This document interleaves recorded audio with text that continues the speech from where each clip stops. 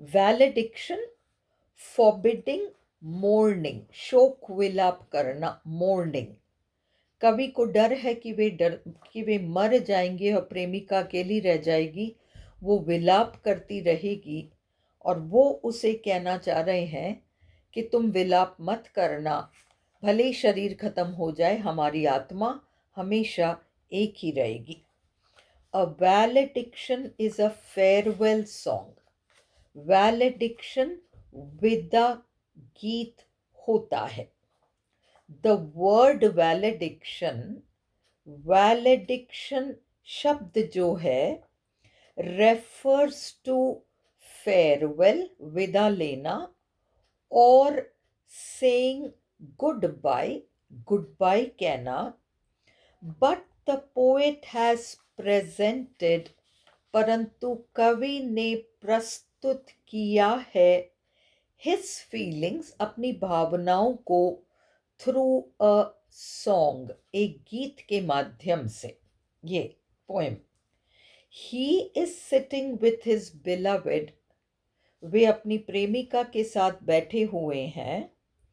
And he realises, और उन्हें एहसास हो जाता है, that soon he will depart, कि जल्दी ही उन्हें विदा परमानेंटली लेना पड़ेगा, शायद मौत आ जाएगी। ही कंसोल्स हिज बिलवेड, वो अपनी प्रेमिका को सांत्वना देते हैं, कंसोल करते हैं, बाय सेइंग, ये कह कर, दैट ट्रू लवर्स, के सच्चे प्रेमी, नेवर पार्ट स्पिरिचुअली, आत्मिक रूप से वे कभी भी बिछड़ेंगे नहीं, भले ही शरीर खत्म हो जाए, आत्मा कभी नहीं बिछड़ेगी। जो मिलन हो गया हमेशा वैसा ही रहेगा। Their love remains the same for ever, उनका प्यार हमेशा एक सा रहेगा।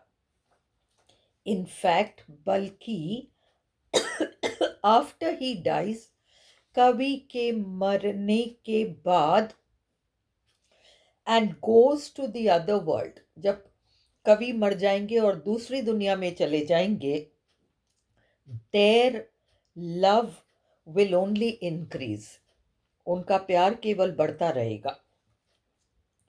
The poet gives the example of beaten gold to prove his point. कवि कहते हैं 10 तोला सोना इतना सा होता है, पर उस 10 तोले सोने को ठोक ठोक के फैला के कितने सारे जेवर बन जाते हैं। उसी तरह से सच्चा प्यार कैप्सूल की तरह है, उसे फैला दो तो वो तो दूसरी दुनिया तक भी पहुंच जाएगी। The poet gives the example, कवि उदाहरण देते हैं, ऑफ बीटन गोल्ड, सोना जैसे ठोक ठोक कर और उसे जेवर के रूप में बना दिया जाता है। थोड़े से सोने में, बहुत कम सोने में भी बड़ा सा हार बन जाता है। अपनी बात को साबित करने के लिए, to prove his point, he says, कवि कहते हैं, that their love is eternal, कि उनका प्यार अनंत है। एंड सो, और इसलिए, death will not be able to separate them, मौत उन्हें अलग नहीं कर पाएगी। So she should not mourn for him, इसलिए प्रेमिका को उनके लिए विलाप नहीं करना चाहिए। इफ ही डाइज, यदि वे मर जाएं। The poet makes a fantastic, बहुत शानदार metaphysical conceit through out his poetry, एक कंसीट जो पूरी पोएम में चलेगी, और वो है कंपस का उदाहरण।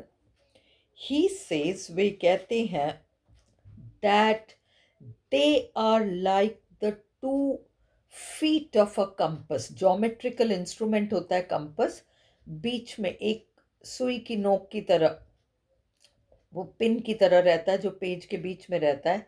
दूसरी तरफ हम पेंसिल फिक्स करते हैं और फिर वो पेंसिल घूमता है, पेंसिल वाला साइड घूमता है। फिक्स्ड फुट, वो सुई की नोक जो फिक्स्ड रहती है, स्थिर रहती है, तो तुम उसकी तरह हो और मैं वो घूमने वाले कंपस के दूसरे फुट की तरह हूं, पर एंड में दोनों फीट कंपस के मिल ही जाते हैं। ही सेज, वे कहते हैं, that they are like the two feet of a compass. वे कहते हैं कि हम दोनों कंपस के दो फीट की तरह होते हैं, हम हैं। तुम फिक्स्ड फुट हो जो बीच बीच में स्थिर रहती है और मैं घूमने वाला फुट हूं। She is the fixed foot, वो स्थिर फुट है, and he is the foot which goes round, और दूसरा फुट वो है जो कि गोल घूमता है, कभी अपने आप को उस फुट की तरह बताता है। अल्टीमेटली, अंततः, दे विल मीट, वे दोनों टांगे मिल जाएंगी, एंड कम टुगेदर अगेन, और वापस साथ हो जाएंगी। The poem is philosophical in tone, कविता का स्वर दार्शनिकता भरा है।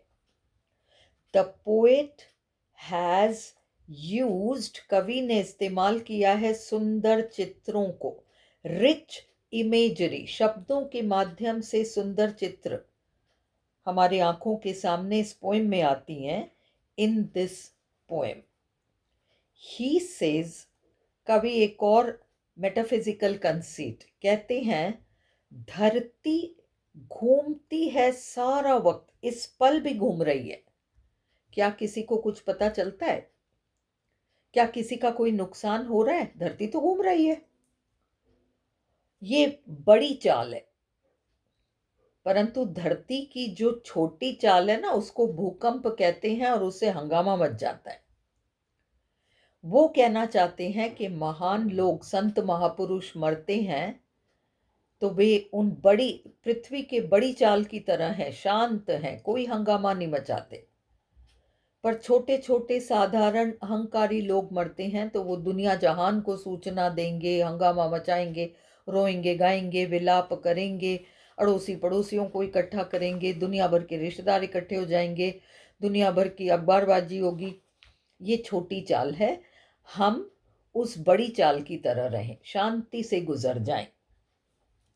ही सेज, ये एक और मेटाफिजिकल कंसीट है, कवि कहते हैं, that the earth moves all the time, धरती सारा वक्त घूम रही है, but no one notices its movement, पर कोई भी उस मूवमेंट को ध्यान नहीं देता, देखता नहीं है, क्योंकि वो किसी का कोई नुकसान नहीं कर रहा।